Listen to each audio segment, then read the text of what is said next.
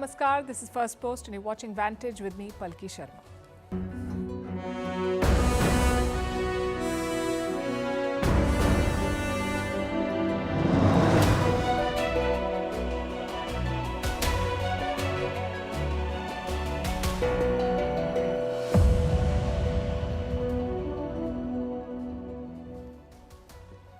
Justin Trudeau is out. He has stepped down as Canada's Prime Minister. We told you about this yesterday. Trump is still mocking him. Canadians are celebrating with burger discounts and Indians are wondering if ties will finally improve. And that's what we will discuss tonight. What does Trudeau's exit mean for Canada's relationship with India? Also in focus, why Europe is telling Elon Musk to back off and how he, along with Donald Trump, seems to have mastered the politics of provocation. But are they getting tired of each other already? We'll tell you what reports say. How China has unleashed a monster ship on the Philippines. Why the US has blacklisted the maker of the game PUBG. Why Joe Biden is overactive during his notice period as president. The aftermath of the earthquake in Tibet. How Emmanuel Macron insulted Africa and how leaders have hit back. Why Singapore and Malaysia are coming together to create a business hub. Is this an attempt to counter China? Why Squid Game faces a ban in Vietnam? And are you feeding your brain right? New research proves the old saying, you are what you eat. All this and more coming up. The headlines first. Angry protests in Gilgit-Baltistan halt trade between Pakistan and China. Protesters blocked the highway connecting the two countries. The highway is part of the China-Pakistan economic corridor. The locals are angry over frequent power cuts lasting for as long as 20 hours. Gilgit-Baltistan faces some of the worst power outages in South Asia. Sri Lanka's president to travel to China next week. This comes a month ahead of Anura Kumara Dissanayike's first budget. China is the island nation's largest bilateral lender. This will be Dissanayike's second foreign trip since being elected in September 2024. His first trip was to India last month. More trouble for South Korea's impeached President Yoon Suk-yeol. Investigators get a new arrest warrant against him after the first one expired. Yoon remains holed up in his residence surrounded by hundreds of guards. He is under fire for declaring martial law on the 3rd of December. In India, assembly elections will be held in Delhi on the 5th of February and votes will be counted on the 8th of February. The ruling Aam Aadmi Party is seeking a third consecutive term. This election is a three-way contest between the Aam Aadmi Party, the BJP and the Congress. The first Qatari commercial flight in nearly 13 years lands in Damascus. As international traffic resumes at Syria's main airport, this comes nearly a month after rebels toppled Bashar al-Assad's regime. Syria's domestic carriers have also restarted their operations. And Meta scraps its fact-checking program. Instead, it will implement a community notes model. It will be similar to the one that exists on Elon Musk's X. Meta founder Mark Zuckerberg says fact-checkers have been too politically biased.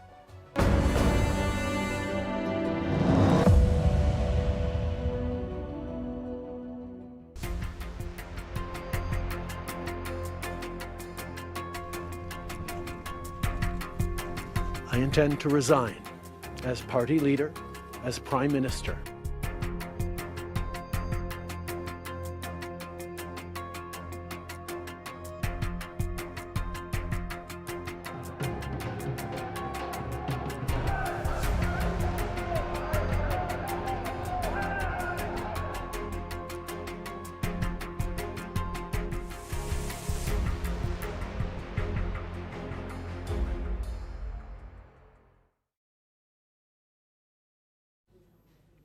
Justin Trudeau is gone.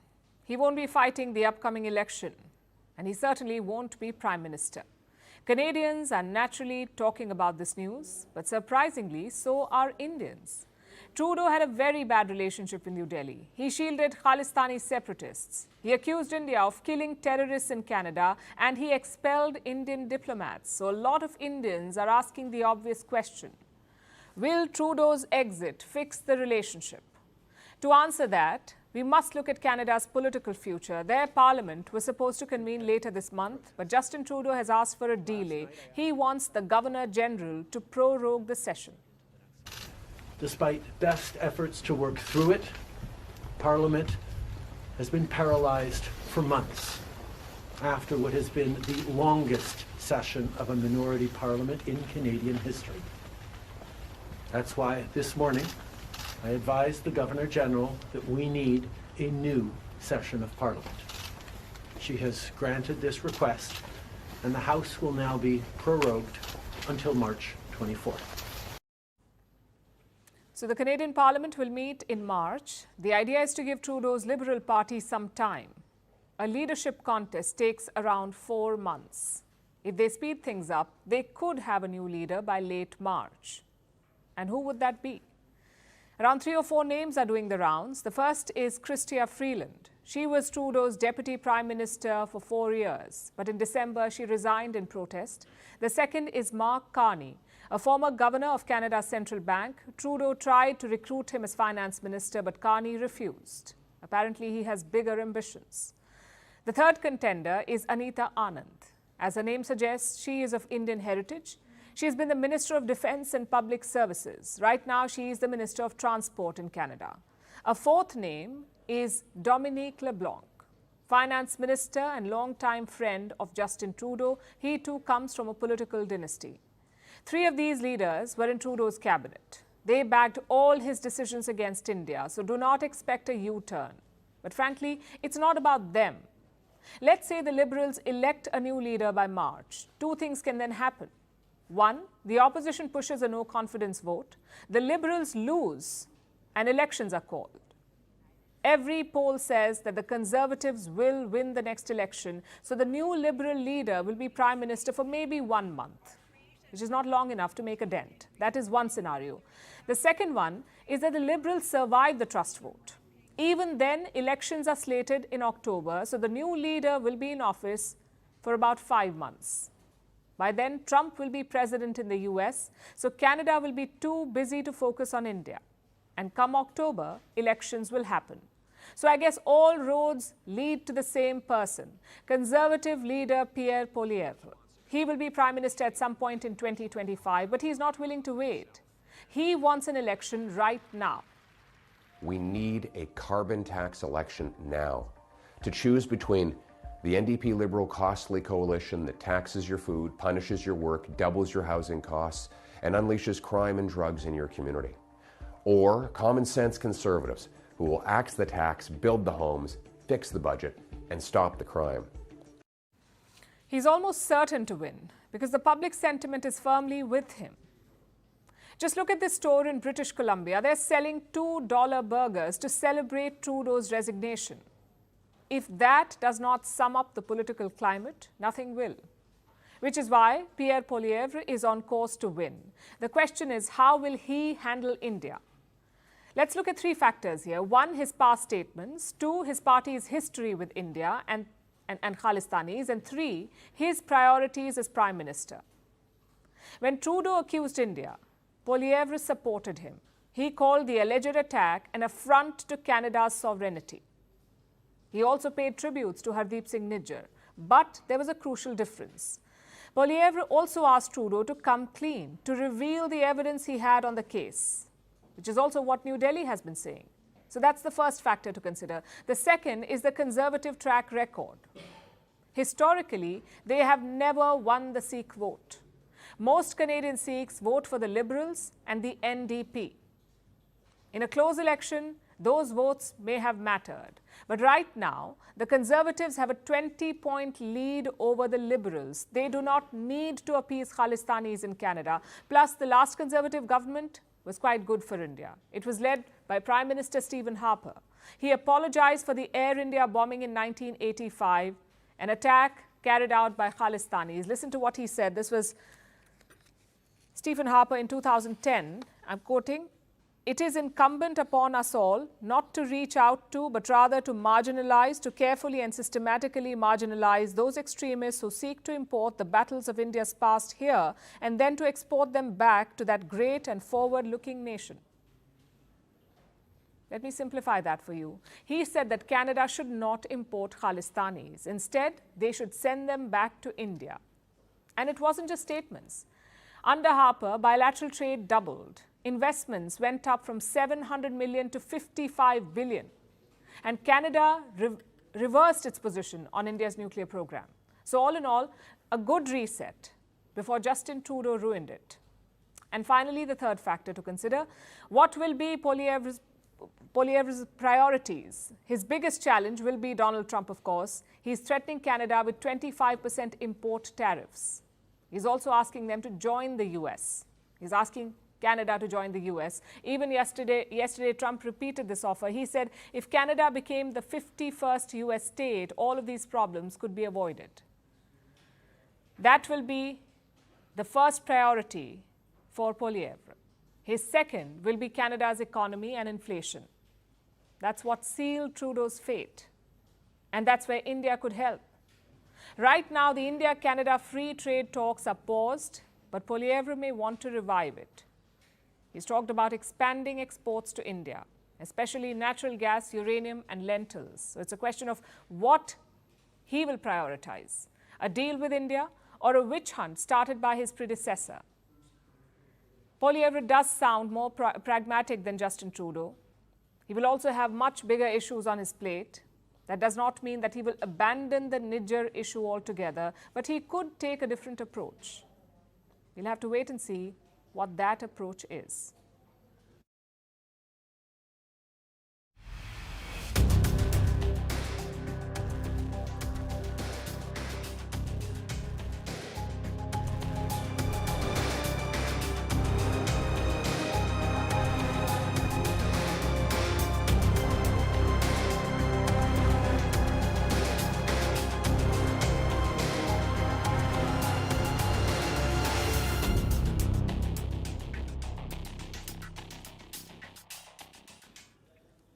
So Justin Trudeau is on his way out. He announced his resignation yesterday. World leaders are yet to wane, but Donald Trump is not just another world leader. He is Donald Trump.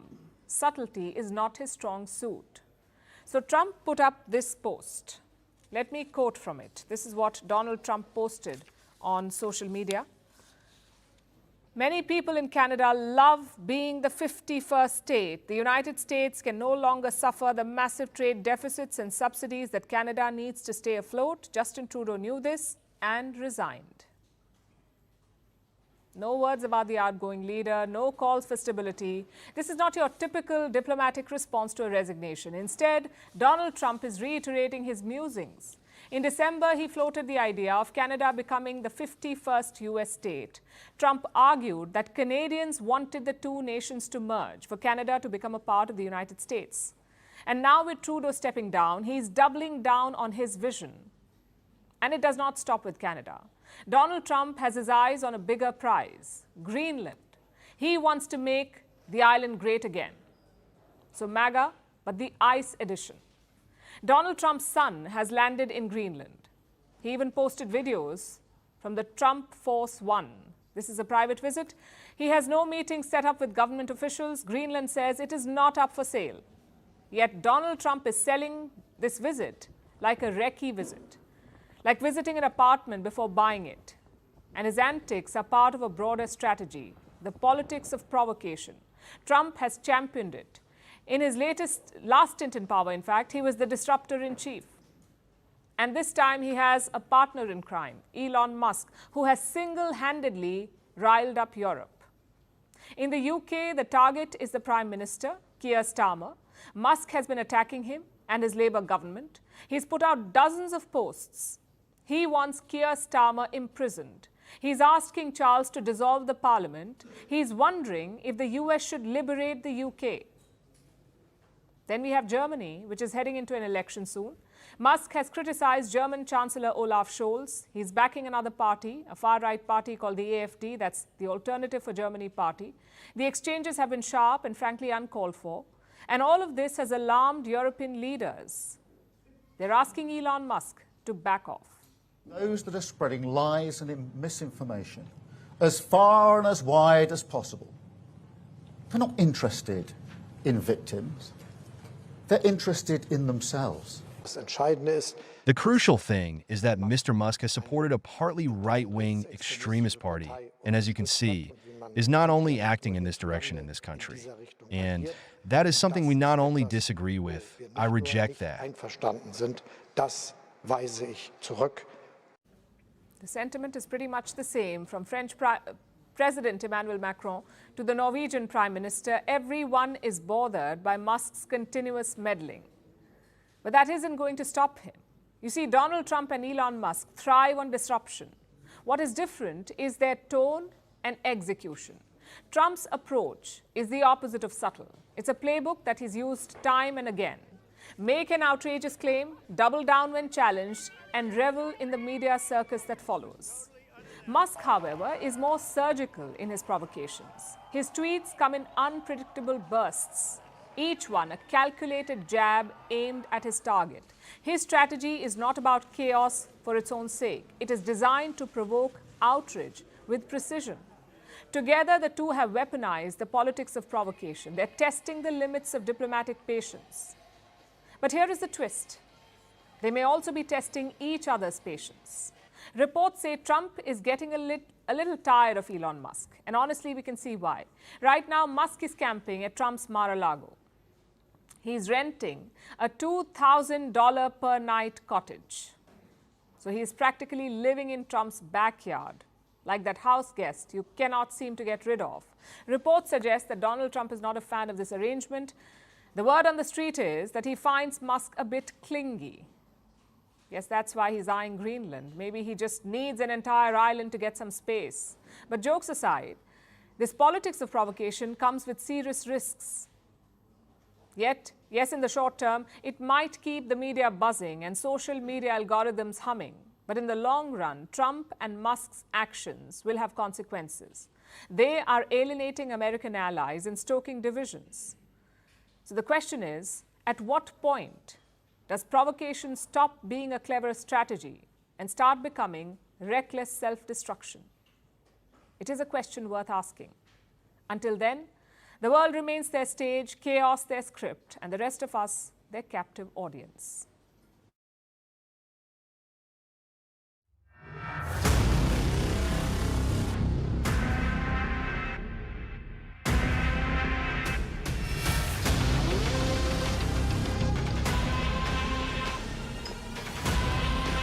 Please leave this area immediately.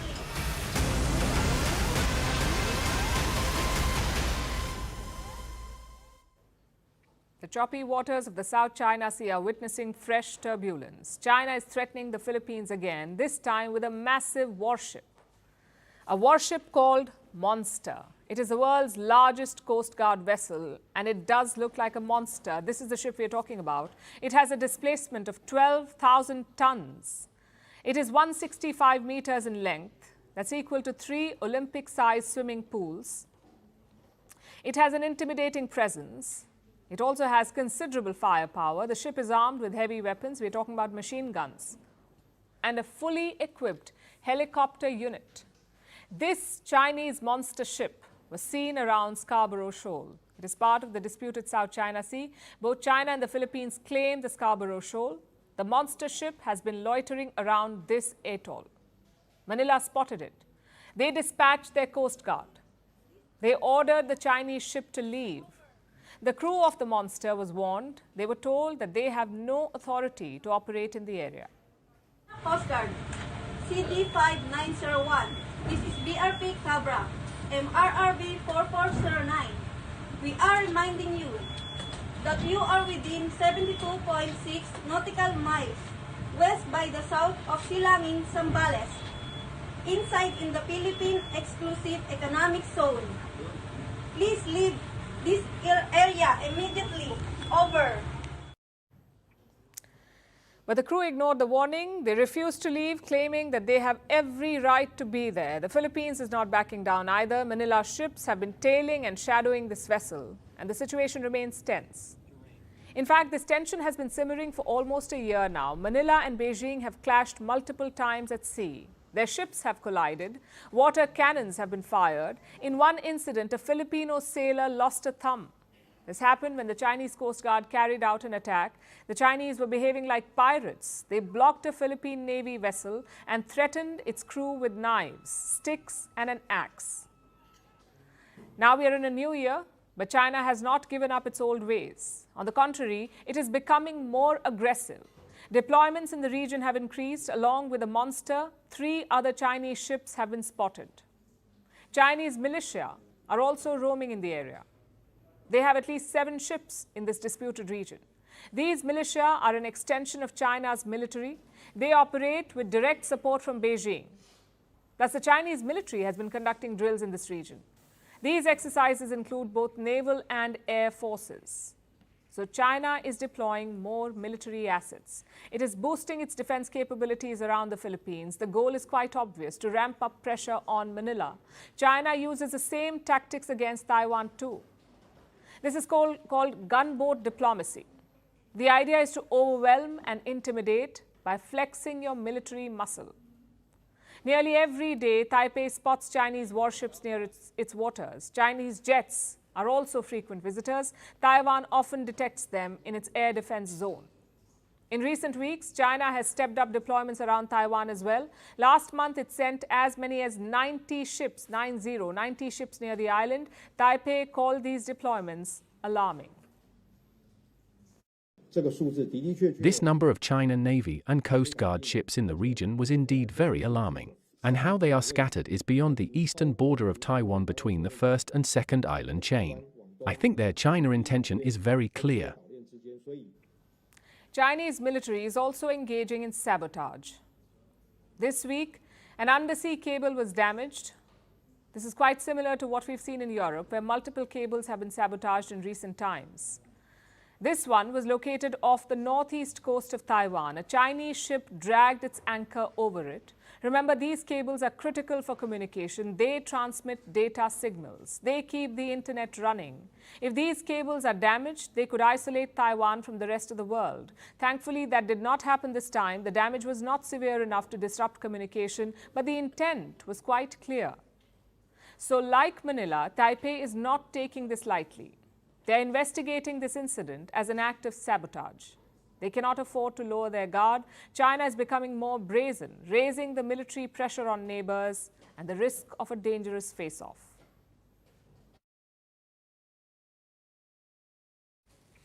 And staying with China, their companies are facing trouble in the United States. Remember the game PUBG? The company behind PUBG has been blacklisted by the Pentagon. The company is called Tencent. Pentagon is, of course, the American Defense Ministry. The biggest games developer in the world, that is Tencent for you, and it's not alone. The US has placed dozens of Chinese firms on a blacklist. They say these companies are military firms, meaning they do business with China's army. And look at the fallout. Tencent shares fell more than 7% today. Another blacklisted firm, CATL, fell almost 3%. Now, CATL is a Chinese battery maker. It is the largest in the world. So clearly, Joe Biden is not holding back. He has targeted 2 of China's crown jewel companies, the largest gaming firm and the largest battery maker. China has lashed out at the decision. They say the US is unfairly suppressing Chinese businesses. The development rights of the Chinese people cannot be deprived or ignored. We urge the U.S. to immediately correct its wrong practices and lift the illegal unilateral sanctions and long-arm jurisdiction against Chinese enterprises. China will take necessary measures to firmly safeguard the legitimate rights and interests of Chinese enterprises and protect its rightful development rights. Beyond the stock hit, what does this move mean? If you are put on this list, you cannot do business with the US military. That is the main problem. Having said that, it's not a sanction. You can still sell your products in the open market, just not to the US military. Nonetheless, these companies are worried, A, because it's a blot on their business, and B, because it is indicative of more trouble. Tomorrow, the Treasury could cite this blacklisting to sanction them, and that will hurt. Both Tencent and CATL have denied the accusation. They say they're not military suppliers. They also plan to legally challenge this move. But do they have a case? Well, Donald Trump used this blacklist liberally in his first term as president. One of the firms he targeted was Xiaomi. But the company challenged the Pentagon's decision. And in 2021, Trump's successor, Joe Biden, reversed the move. So there is precedent for U-turns, which is why Tencent and CATL will be hopeful. But this move is not just about them, it's also about Joe Biden. He is in the lame duck phase of his presidency, sort of like a notice period. His last day on the job will be January 20th. Until then, he's supposed to be a lame duck. No big decisions, no major policy moves, and no controversies. But looks like Biden did not get the memo. Just look at everything that he's done since Trump won the US election. He pardoned his son Hunter, something that he promised he would never do. He's also pardoned 39 people in total. He commuted the death sentences of 37 prisoners, some of whom committed gruesome crimes. In total, Biden has commuted around 1,500 sentences. He relaxed H-1B visa rules, even as Republicans fought over it. He allowed Ukraine to strike deep inside Russia. He considered airstrikes on Iran's nuclear sites. He's sending weapons worth $8 billion to Israel. He has blocked Nippon Steel's takeover of U.S. Steel. He has set a new climate goal for the U.S. And yesterday, he banned offshore drilling in many areas. And that last one is very important, because Donald Trump has promised to increase drilling. That's a solution to rising prices, to produce more energy at home. But Biden has thrown a spanner in the works. His ban covers 625 million acres of ocean, near Alaska, near Texas, near California, and along Washington state. Now, Trump has promised to reverse this ban, but it's easier said than done. Biden used a 1953 law to ban drilling in these parts. This law allows a president to take away mineral leasing and drilling, but it does not allow a president to reverse it, meaning Trump cannot overturn the ban. He will need the US Congress to amend the law first. Only then can he change it. All these last-minute moves reveal how desperate Joe Biden is, desperate to leave a legacy, because history is not always kind to one-term presidents, more so if you're weak. Biden presided over 2 full-blown wars. He pulled out of the election at the last moment, and his chosen candidate lost.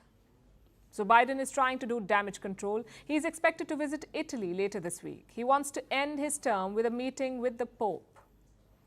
After he returns, he's expected to address the nation twice. All of this reeks of desperation. You cannot build a legacy in your lame duck phase. You had 4 years to do that. Biden spent most of his term escalating wars and supporting massacres in West Asia. Last-minute pardons won't change that.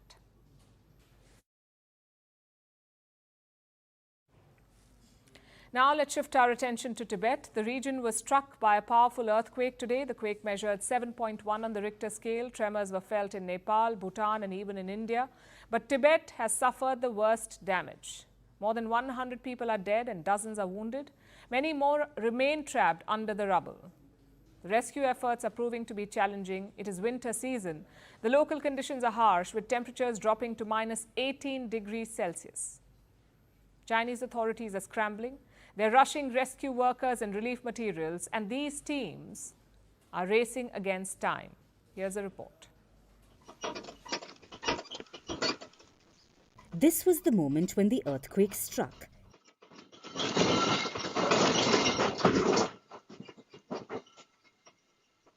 It was a powerful one, measuring over 7 on the Richter scale.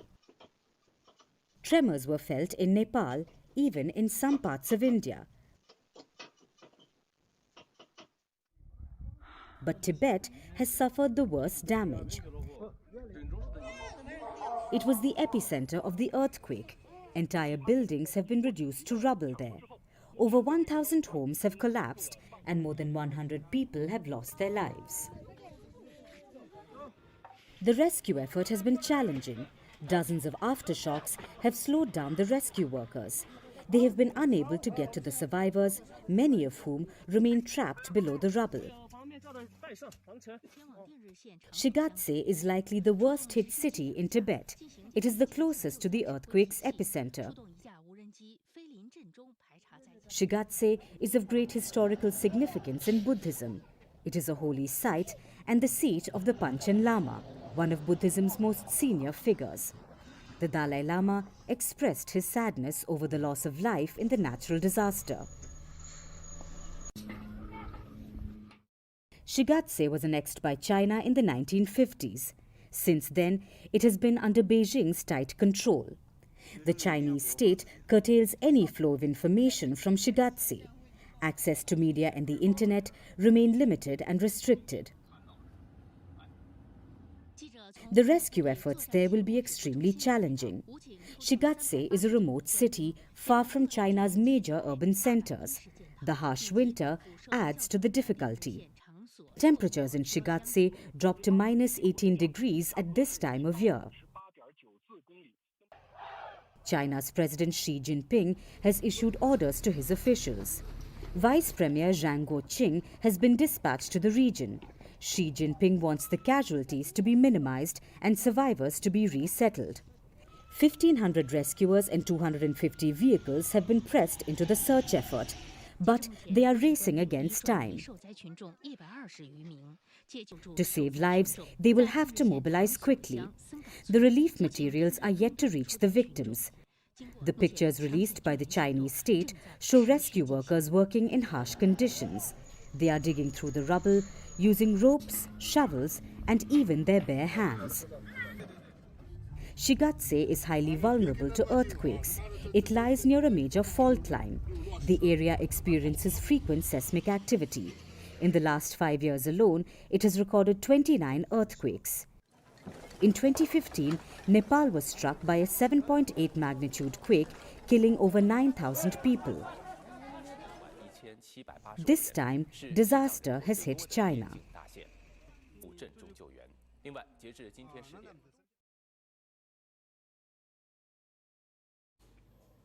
Our next story is about Emmanuel Macron. The French president faces trouble from all sides. The war in Ukraine has hammered Europe. Macron's dreams of leading the continent lie in tatters. His grip on domestic power has weakened because of the poorly thought out election that he conducted last year. And farmers are protesting all over France. Everywhere you look, there's chaos. You would think it couldn't get any worse. But somehow, Macron has managed to create even more trouble for himself. The French president did it again yesterday, another classic foot-in-the-mouth moment where he casually insulted a bunch of African nations. Take a look. One part was our commitment to fighting terrorism since 2013. We were right. I think some have forgotten to say thank you, but that's okay. It'll come in time. I'm in a good position to know that ingratitude is a disease that cannot be transmitted to humans. But I say this for all the African governments who have not had the courage, in the eyes of their public opinion, to bear it. None of them would be in a sovereign country today if the French army had not been deployed in this region. That was Macron giving a grand foreign policy speech, addressing a gathering of French ambassadors and chalking out the way ahead this year. Somehow, Macron thought that this was the right time to pick a new fight with people who already don't seem to like him very much, the people of Africa. You know that France has been on the back foot in Africa over the past few years. It had military bases all over the continent, mostly in its former colonies in West and Central Africa. French troops have been squatting there for decades, ostensibly to provide security cover. But on their watch, West Africa became a terror hotspot. Boko Haram, the Islamic State West Africa province, the Islamic State Sahel province, Al-Qaeda and its offshoots like the JNIM, all these terror groups have been running rampant in the Sahel region. In former French colonies like Mali, Burkina Faso and Niger, right under the noses of the French troops stationed there. This instability led to multiple military coups in West Africa, in Mali, Burkina Faso and Niger. And the military juntas promptly decided to switch partners. They kicked France out and chose to work with Russia instead.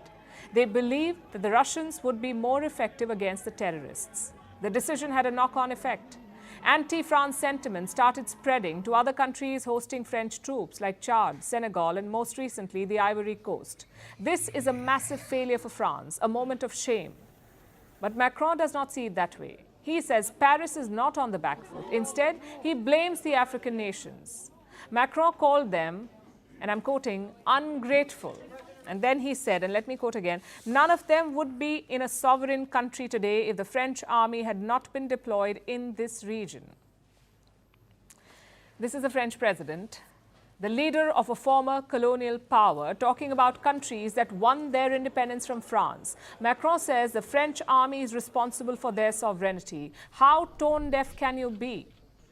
If anything, the African countries would have been sovereign sooner if not for the French army.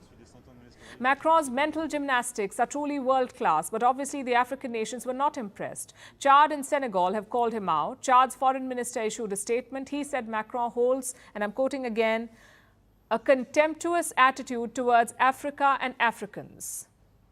He added that the French presence in Chad has often been limited to its own strategic interests without any real lasting impact for the development of the Chadian people. And then he reminded Macron about how Africans had helped France, especially during the two world wars. That was Chad's rebuke. Senegal's was even sharper. Prime Minister Ousmane Sonko put up this post on social media. He counters Macron's claims, saying that France helped destabilize countries like Libya, which contributed to the Sahel security crisis. And then Sonko issued a parting shot. Let me quote again. This is what he said. This is finally the place to remind President Macron that if African soldiers, sometimes forcibly mobilized, mistreated and ultimately betrayed, had not deployed during the Second World War to defend France, it would perhaps still be Germany today. During the Second World War, Germany had occupied parts of France. We know that the US, Britain and the Soviet Union helped liberate the country, but we often forget the role of African soldiers, conscripts from French colonies who fought to free France from the Nazis. It seems Macron had forgotten this too, but Sonko was happy to remind him. All this shows just how untethered Macron is from reality. Instead of acknowledging his failures, instead of respecting the wishes of the African people, he has chosen to insult them. It's another mess of his own making, one that will probably accelerate France's departure from Africa.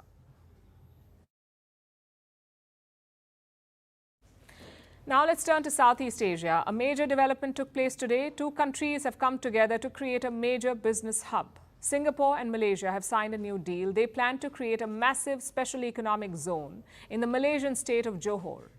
Malaysia will provide land and infrastructure. Singapore will bring investments. Together, the two neighbors hope to reshape Asia's business landscape. Our next report has the details.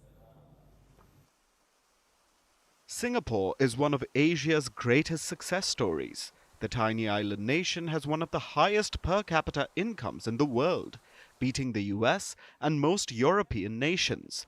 But it has one major disadvantage: its size. Singapore's total area is about 735 square kilometers. For context, that's the size of just New York City's land area. Delhi is over twice as large as Singapore, and Tokyo is more than 3 times bigger. So while Singapore is extremely well off, its growth is restricted. The island nation can't spawn new land to develop. So instead, it has opted to partner with its neighboring country, Malaysia. Singapore and Malaysia have signed an agreement to create a joint special economic zone. It'll be located in Johor in Malaysia. The SEZ will span 3,500 square kilometers. That's more than 4 times the size of Singapore. This will allow both Singapore and Malaysia to expand their economic footprint.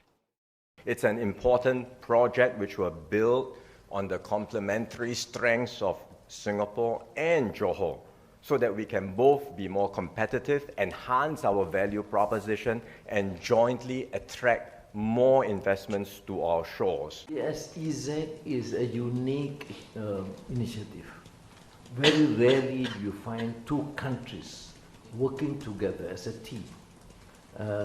You can see any part of the world where two countries decide to work together, promote both countries. The prime ministers of the two nations signed the agreement earlier today. They say it's a win-win situation. Malaysia will provide the land, Singapore will provide investments. To make the SEZ more attractive, Malaysia will also lower taxes, both corporate and personal income tax. Reports say that the SEZ could add $26 billion to Malaysia's economy annually. It's an ambitious plan, building up a new industrial area around a wealthy island economy. It has actually been done before. China did something similar by building up Shenzhen around Hong Kong. That was part of the inspiration behind the new Johor SEZ. But Malaysia and Singapore aren't trying to copy China. They hope to surpass it. Because the greater competition we face is not amongst ourselves within ASEAN, it's outside of the region. Everyone is trying to anchor major projects now in today's world where the big economies are all talking about reshoring, onshoring, nearshoring. They want the key projects to be nearer to their home economies.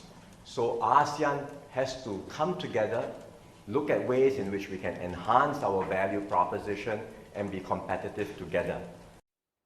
Singapore's Prime Minister seems to be referring to all the talk of decoupling and de-risking from China. A number of companies have been looking for alternatives to China, and many have landed in ASEAN nations like Vietnam. This Johor SEZ could act as a new destination for investment. Now, Singapore and Malaysia don't want to pick a fight with Beijing. Chinese businesses are being welcomed to the SEZ too. But if the Johor SEZ takes off, it could reshape Asia's economic landscape. But there are some hiccups though, some long-standing issues between Malaysia and Singapore. There are tiffs involving water supplies, maritime boundaries and airspace. But Singapore and Malaysia say they're working to resolve these issues. If they manage to, it could turbocharge Asia's growth in the years to come.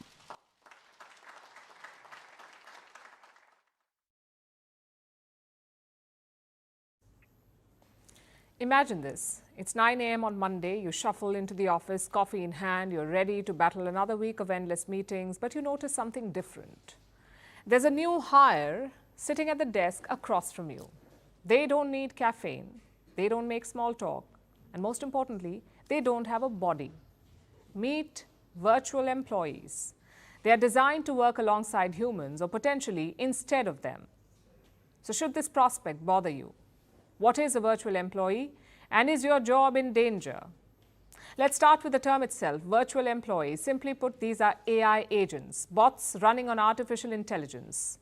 They were mentioned in Sam Altman's blog post. He is the founder and CEO of OpenAI. He wrote, and I quote, "We believe that in 2025, we may see the first AI agents join the workforce and materially change the output of companies." Sam Altman believes this is the year. 2025 is when AI agents clock in with us. No need for onboarding or benefits, just plug them in and they're ready to go. Technically, he's not wrong. Some companies are already ahead of the curve. Take McKinsey, for example. They have partnered with Microsoft to build a new AI agent, one that is capable of handling client inquiries. Guess they want an assistant who does not complain about back-to-back meetings. And they aren't the only ones. OpenAI too is planning to launch its own agent called Operator. It can write code. It can take care of all menial tasks. Then there's Microsoft's new AI suite. It's called Copilot Studio. Anthropic has also launched a new AI model. This one can move the mouse cursor and type out text. So you get the gist. These AI agents seem to be the future. McKinsey predicts that 30% of US work hours could be automated by 2030. That's a lot of jobs getting a digital makeover or potentially disappearing altogether. If you think about it, it is kind of unnerving. So the big question now is, are they here to replace us? In some cases, yes. In fact, in a lot of cases. AI could impact 300 million jobs. That is a projection, 300 million jobs. That's about 9.1% of all jobs in the world. According to the IMF, the International Monetary Fund, 60% of all jobs will be affected by AI in some way. So yes, AI is coming for your job in some way. But before you dust off your resume, consider this. These agents aren't flawless. Some of them are in the development stage. They have their own car crash moments. Also, there are ethical dilemmas, like who controls these agents? How do we ensure that they do not perpetuate biases? How do we prevent them from wreaking havoc? And more importantly, will they ever understand the subtle art of office small talk? You see, AI excels at repetitive, data-driven tasks. They can process inquiries. They can schedule meetings. What they cannot do, at least not yet, is empathize or dream up big ideas. For that, you will still need humans. So here is the bottom line. Virtual employees are no longer science fiction. They're here reshaping the workplace in real time, but they're not perfect. And let's face it, they lack the human touch. So will they replace us entirely? Highly unlikely. Will they change how we work? Absolutely. So the key is to resist, not to resist this wave of automation. It is to evolve with it. We embraced computers, email, and the internet, and we can do the same for AI. Find a way to collaborate, learn to work with these new virtual colleagues. Lean on them for what they do best and focus your energy on the things that only humans do best. Because at the end of the day, the magic of the workplace is not just about efficiency, it's also about the human spark. And no algorithm can replace that.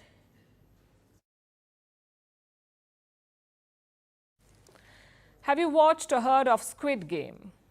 It is a Korean series and it's a global hit. It is the most popular show on Netflix ever, the most popular ever, and it has returned for a much anticipated season 2.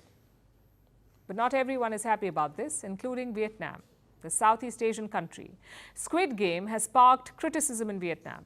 Many viewers are accusing the show of distorting history and of whitewashing atrocities. They want to boycott Squid Game. And now Vietnam is mulling taking it off the air. It seems the real game has begun for Squid Game. Can it come out alive? And what's behind this controversy? Our next report tells you. Let's play. Do you know the most watched non-English show in the world? Well, here's a clue. It's the most watched show on Netflix. We're talking about Squid Game, the smash hit Korean series where hard luck contestants compete to death in sadistically themed children's games. Its second season released the day after Christmas and has already drawn more than 124 million viewers the world over. But not everyone is a fan. Squid Game has sparked criticism in Vietnam for allegedly distorting history, and now the show is facing calls for a boycott in the country. The controversy stems from a particular scene which has a dialogue referencing the Vietnam War. In the scene, the character Dai Ho describes his family's military history. He says, "My father wanted me to become a real man, so he sent me to the Marines. My father was a Vietnam War veteran." That's when other contestants respond by praising his father, saying, "Your father must be an honorable man." This exchange has angered many viewers in Vietnam. They say the series is glorifying South Korean soldiers who served in the Vietnam War. They are quote-unquote whitewashing the atrocities committed by the soldiers. Reactions on Vietnamese social media say they are boasting about a war fought on the blood and bones of another nation. And Korea always demands reparations from Japan, but proudly boasts about deploying troops to Vietnam. You see, South Korea and Vietnam share a fraught history thanks to the Vietnam War. It was a long divisive conflict fought between 1955 and 1975. It pitted the communist government of North Vietnam against South Vietnam. The North was supported by China and the Soviet Union, while the South was supported by the United States and other non-communist nations, including South Korea. Between 1964 and 1973, South Korea deployed around 320,000 troops to Vietnam, and they fought alongside the US Army in exchange for US aid to resuscitate their ailing economy. And the South Koreans were a brutal fighting force. It's estimated that they killed more than 41,000 enemy fighters and slaughtered 9,000 innocent Vietnamese. Yet Seoul has been adamant that there's no evidence of such atrocities. The Vietnamese government has never publicly pushed for an apology, so neither country has really addressed the wartime baggage. But time and again it pops up. Like in 2022, when Little Women was removed from Netflix Vietnam after being accused of distorting history through a controversial dialogue where South Korean soldiers were portrayed as heroes. And now, Squid Game faces a similar fate. The Vietnamese Culture Ministry is taking the backlash seriously. They are reviewing the second season of Squid Game, re-evaluating whether it violates laws and misrepresents the nation's history. Depending on the ministry's findings, the show could be pulled from Netflix Vietnam. So the game will not stop, but in Vietnam, the Squid Game show might just.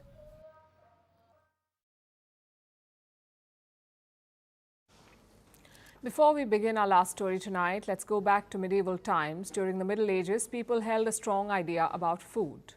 They believed that what they ate affected their mood.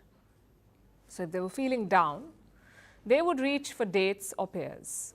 If they were anxious, it would be chicory or lettuce. But over the years, it seems to have changed. We seem to have lost the idea that food can affect our brain. Today, as a society, we are so used to feeding our bodies that we seldom think of the brain. We connect what we eat with the shape of our waistline. And many of us forget that the same diet feeds one of our biggest organs, the brain. Food alters our brain chemistry. It shapes our thoughts and our actions. You may have heard the saying, "You are what you eat." Well, it's true. Decades of research proves it. Your stomach and brain have a connection, and it begins before you're even born. It starts in the womb. The brain and the gut originate from the same cells in the embryo. And as you grow older, this connection only gets stronger, so much so that the gut is called the second brain. Day after day, what you eat is broken down. It turns into nutrients. These nutrients are taken into the bloodstream. They're carried up to the brain. And once there, they become the very fabric of your brain. And this is very crucial. You see, our brain works very hard. It works 24 hours a day. Even when we sleep, the brain is active. So it needs a lot of fuel. Our brain makes up only 2% of our body weight, but it uses 20% of our energy. The brain is the hungriest organ. So what we feed it matters. I can give you 3 reasons why. First, because of the mind's physical building blocks, our cells replace continuously. You probably learned this in primary school. But a quick disclaimer, while this is true for most of the body, it does not apply to the brain. A majority of our brain cells stay with us for our entire lives. So if you need high quality brain cells, you need high quality food. Now, healthy food protects your body, you know that. It can protect you from cancer, diabetes, heart disease. It can make you live longer. But it also helps your brain. And this is the second reason. A healthy diet can protect your mind. It can shield your brain from harm. It reduces the risk of stroke. It slows brain aging. It boosts memory. It even reduces the risk of Alzheimer's. This is the same disease that affects 46 million people today. By 2050, it is projected to affect 130 million people. And for the longest time, this projection has seemed inevitable because Alzheimer's is seen as a result of bad genes and aging. But here's what newer research says. The genes may load the gun, but it is the lifestyle that pulls the trigger. 1/3 of all Alzheimer's cases can be prevented if people eat a healthy diet. So there are long-term benefits and short-term ones as well. This brings us to the third reason. Food can affect your mood. It can happen when you don't eat something. For instance, if you have a vitamin B2 deficiency, you are more prone to depression. It can also happen when you eat too much of something. If you eat a lot of processed foods, a lot of sugar, it increases inflammation. This is the root cause of stress and low mood. Yet the world over, 6 out of every 10 people eat junk food regularly, while 9 out of 10 do not eat enough fruits and vegetables. The good thing is, it's never too late to start. Our brain has a fascinating quality. It is plastic. So the way you learn a new language or a new skill, you can train your brain to prefer healthy food, to eat better. And the way new information changes your thoughts, opinions, and actions, healthy food can make you a better version of yourself. So listen to your gut and start feeding your brain right.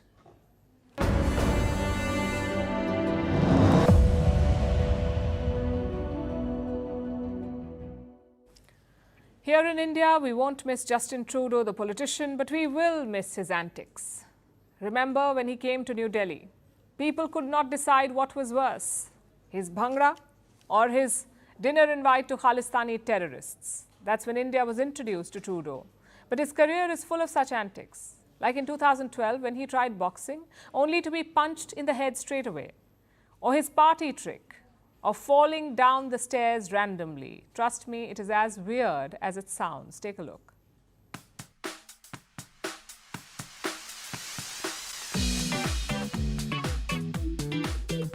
I intend to resign as party leader, as Prime Minister.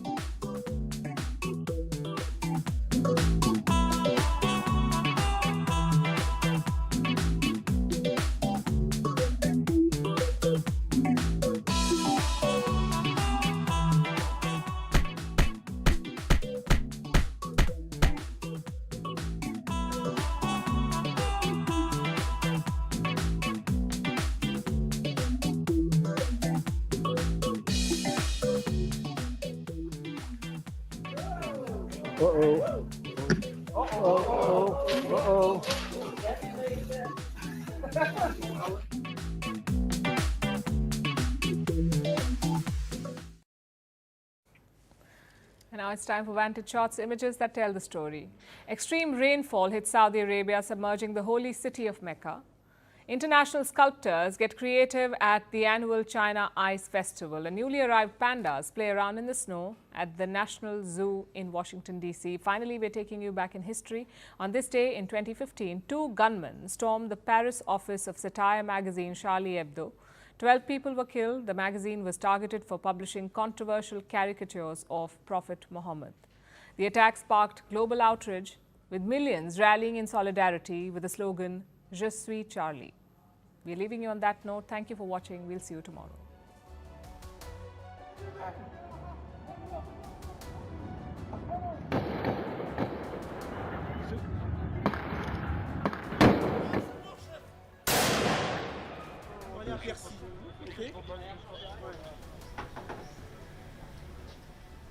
Merci.